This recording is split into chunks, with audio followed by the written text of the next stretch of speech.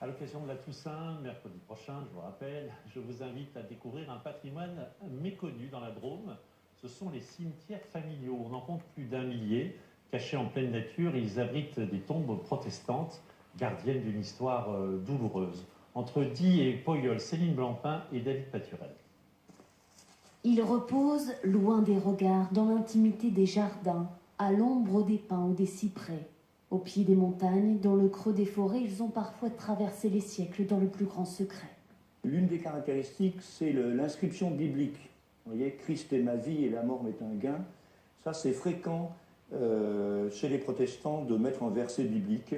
Depuis 10 ans, cet ancien professeur se passionne pour l'histoire des cimetières protestants de la Drôme. Il y en aurait plus d'1 millier dans le département. On se dit, ici, non, il n'y en a pas. Et puis d'un seul coup, on voit un petit carré de végétation au milieu d'un champ. On dit, oh, là, c'est peut-être un cimetière. On y va, et oui, c'en est un.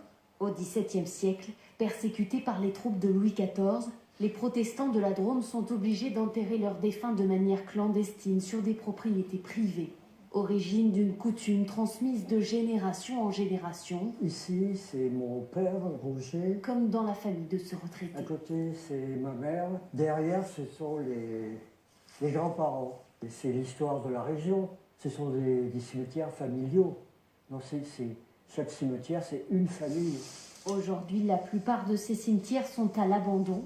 Pour les sauver, une association a été créée. Elle rassemble plusieurs dizaines de bénévoles de toutes confessions. Ça fait passer.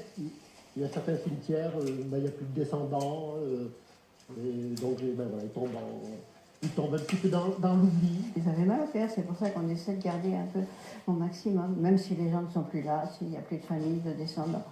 Un patrimoine à sauvegarder, témoignage d'une page de notre histoire, dont les souvenirs imprègnent encore les paysages du Diois. On a admiré cette semaine dans ce journal plein de merveilleux paysages d'automne. En voici un dernier